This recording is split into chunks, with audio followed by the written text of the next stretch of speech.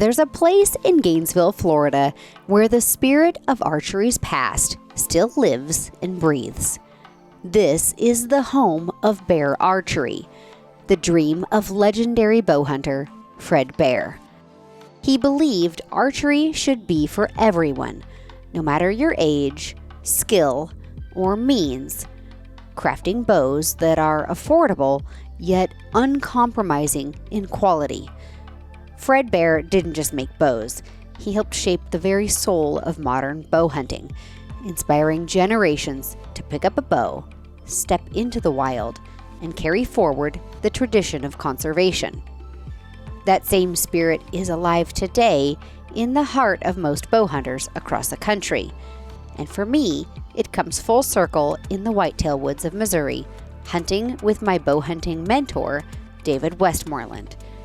Together, archers carry on Fred Bear's vision, honoring the past, conserving our wildlife and wild places, ensuring that this tradition remains for generations to come.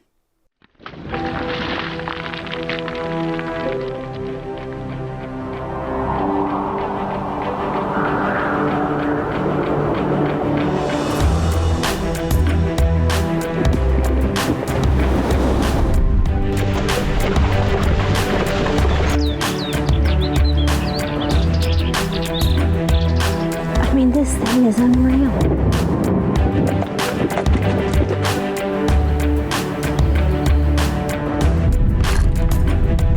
I can't believe that worked.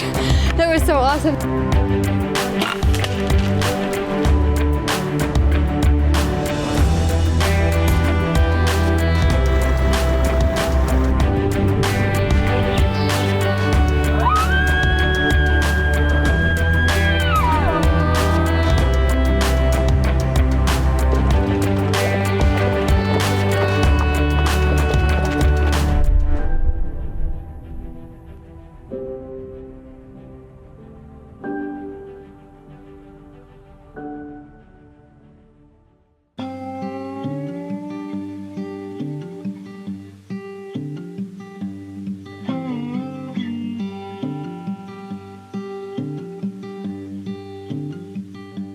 In Gainesville, Florida at the Bear Archery Factory, where the team from Bear Archery, we're going to be going around doing a tour, and I want to share all of the behind the scenes action of what goes into Bear Archery, what makes the bow so incredible and accessible for everyone from the youngest to the oldest that want to shoot, and also serve the conservationists worldwide in our bow hunting pursuits. So let's go, we're going on the factory tour.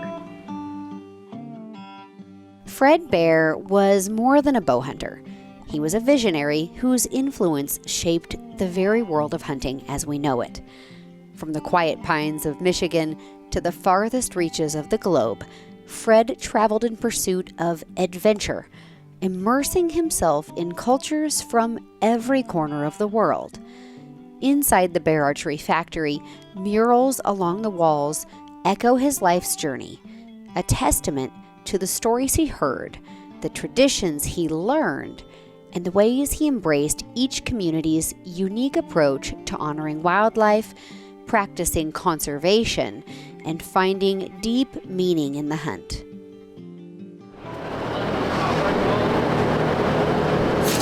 How long have you worked here? 10 years. 10 years. You love it? Yes, I like it. What do you love about being here? That they're always improving, yet they stick to tradition that works.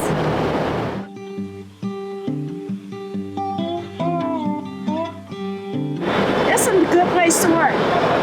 It is. For 46 years. 46 years. Yeah. For Fred, hunting was never just about the shot. It was about the bond between people and the land, the responsibility to care for it, and the spiritual connection found in the wild. He saw the history of the bow and arrow as inseparable from human history itself, a timeless tool linking us to our ancestors and the natural world. At Bear Archery, that spirit lives on. Every bow is crafted with purpose, each set of hands adding their care and skill to ensure that your connection to the hunt remains every time you draw back. All right, what you guys are going to see behind me for every new Bear Archery model, these are legendary bows, and the proof is right here. Every new model of bear bow goes through 100,000 flexes on this machine under tension to ensure that the bow is going to function for you on every hunt or on every trip to the archery range.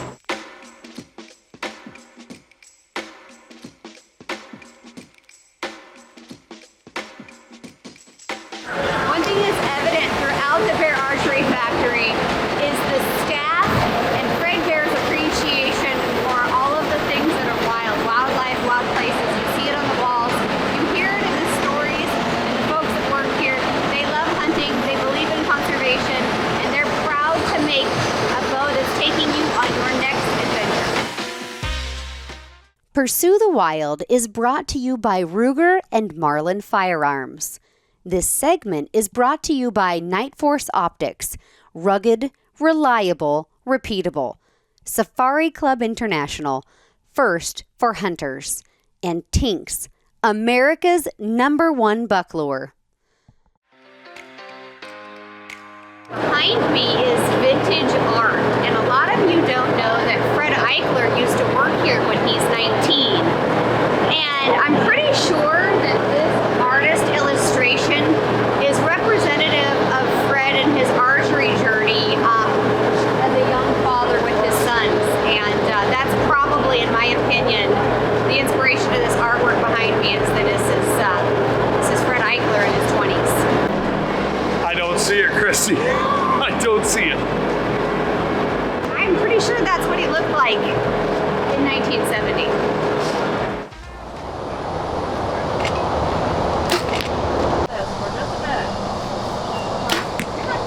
Come on, Kristy. That's good, right? For a recurve guy? You know, Kristy, we're getting to shoot with some pretty cool people out here. James and Rob and Matt, and I can't get my arrow out of the target. There we go. Got it. It's because you haven't been in the gym enough this week. I know. Thanks, Kristy. That's probably it. As we walk the halls where Fred Bear's legacy is built, we're reminded of our responsibility to protect hunting, not only for today, but for those who will follow in our footsteps. We carry a deep appreciation for the people, the places, and the wildlife that make this way of life possible. Fred believed that we're not apart from nature, but we are part of it. Through his travels, his craftsmanship, and his unwavering ethics, he inspired generations to step into the wild with respect, humility, and purpose. Earlier in the season, that spirit carried me to the Whitetail woods of Missouri, where I harvested a dream buck.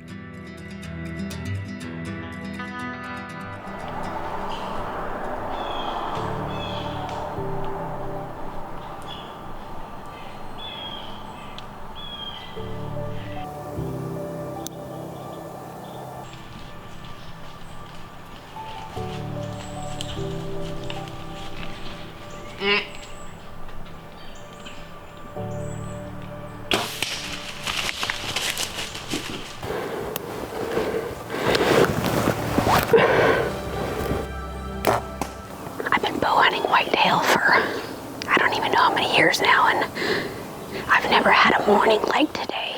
And this is why we hunt, and this is why hunting is so important to us, is because the experience and the memories transcend this into this life and into the next. I mean, that's what it's all about, is reliving these memories and enjoying these experiences and remembering our friends that are gone and loved ones that are gone, and experiencing and making new memories with people that are still here with us, and it brings us closer. A hunt made even more meaningful by sharing it with my bow hunting mentor, David Westmoreland. You deserve it. You earned it.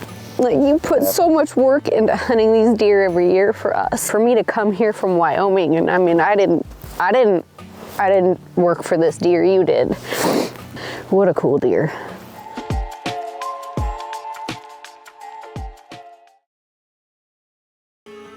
Returning to Missouri's Whitetail Woods always feels like coming home. With my gear loaded into the truck and the road stretched out ahead, I'm looking forward to climbing into a tree stand for my final whitetail hunt of the year, hoping for one last chance to draw my bow and take aim. I never thought I'd say this, but I'm glad to see you. I bet you're glad to be here. Oh, that's a long drive. Perfect time. We got time to rest a few minutes and then get after it. Yeah, go shoot our bows Yeah. and kind of get organized and a game plan. Come on in.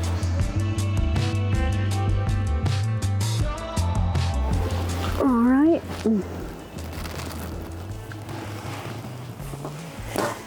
Perfect. That's like 12 ring.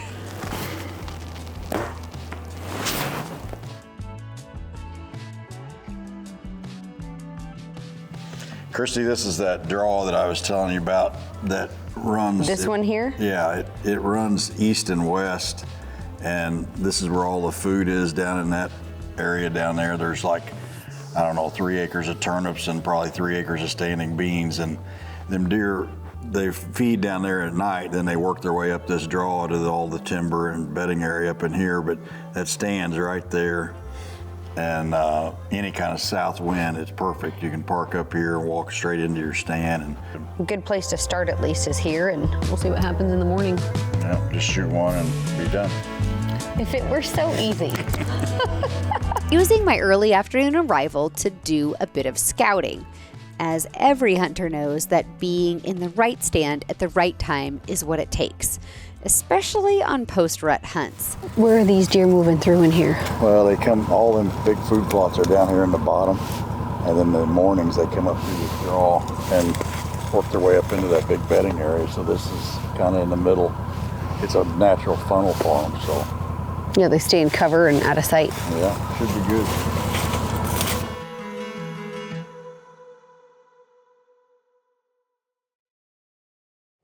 David's worked really hard putting in these beans and turnips, and these late season deer are really challenging to hunt. They're super spooky, but one thing that does drive them this time of year is their stomach. And we've got everything that they need right here for them to recover from the rut and also, you know, kind of survive through the winter. So turnips and beans for the win.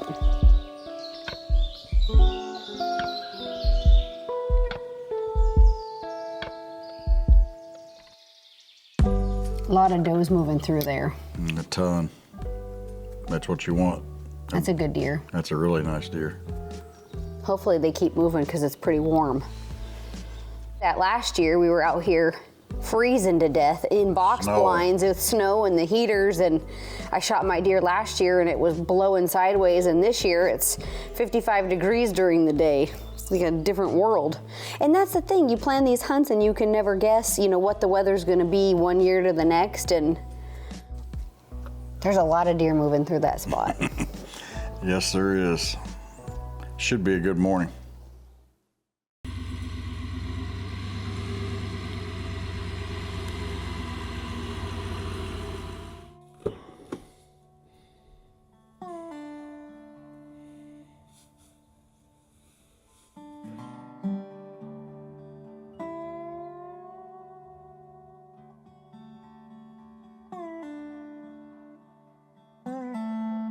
The first light of dawn breaks the horizon, and a gentle freeze lingers in the air, carrying with it a mix of focus and hope.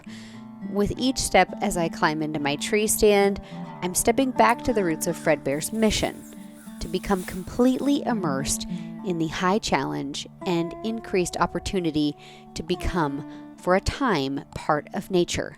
As I pull my bow up with me, nock an arrow, and patiently settle in, taking in the world around me.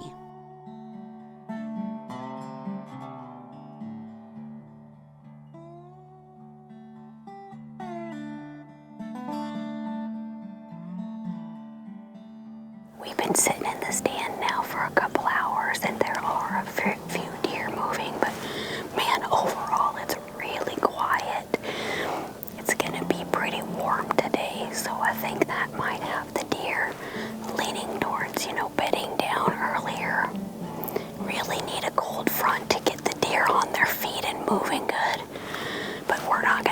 this week. Just hang on and hunt.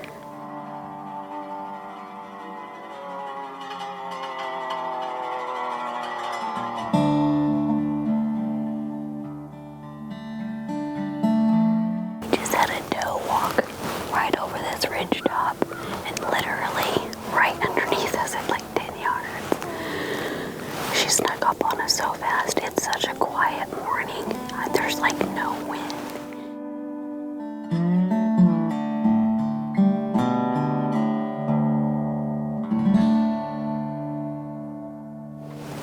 Here comes a bunch of does. There's a buck with them.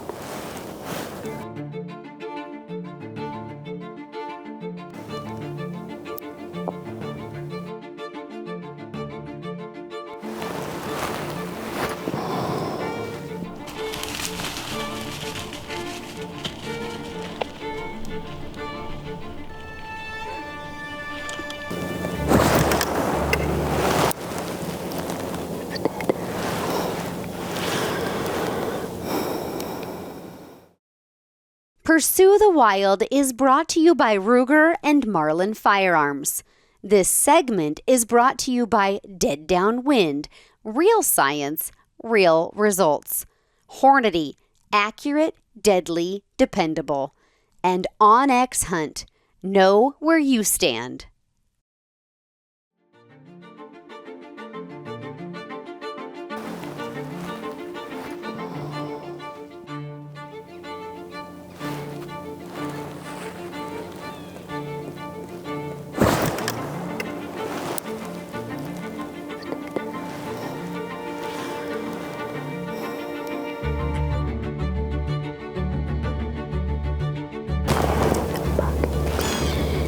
These were right here still.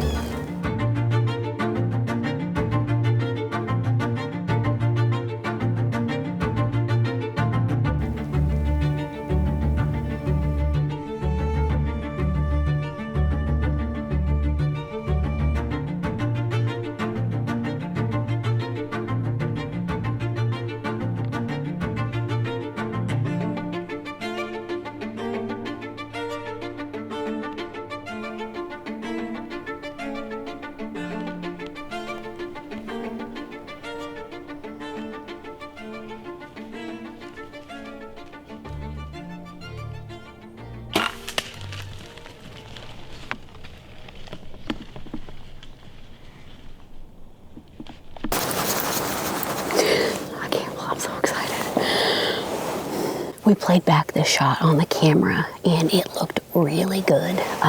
With that said, I'm still gonna hang tight in the stand for a little bit. David's on his way over to this farm to pick us up.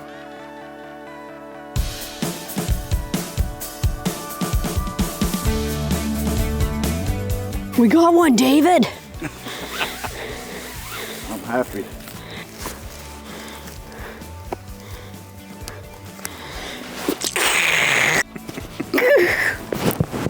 I'm happy for you. And you thought we were just killing time. Well, there's always a chance, but... And they run in right underneath me. And that buck was with him. And I go to draw and he's at 30 yards right there. And all the deer go... They see you? Oh, jeez, they're right underneath me. And he stood behind the brush forever and I didn't draw, I waited. Once he stepped and cleared into the opening, I drew and he just locked in on me. That's so awesome. I'm glad.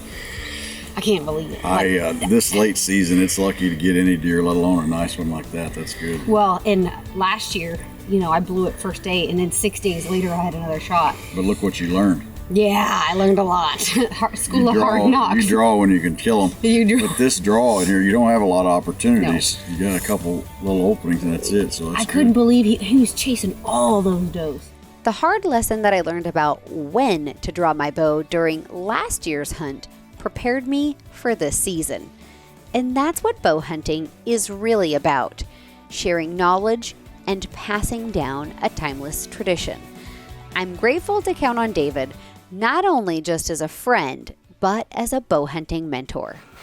Once in a while, David, I just get lucky. Today was a lucky day. You've earned every bit of it. It's not a lot of luck, but it takes a little luck to get one the first morning like that. First morning, unreal. Like last year we hunted, I blew it on the first morning, and we hunted 6 more days before I had another shot. And the weather is so warm this year, and I thought this is going to be a push. We were supposed to be in Kansas, but we don't have the wind, and so we're here in Missouri, and woo, woo! I'll take that right there. This is a beautiful buck.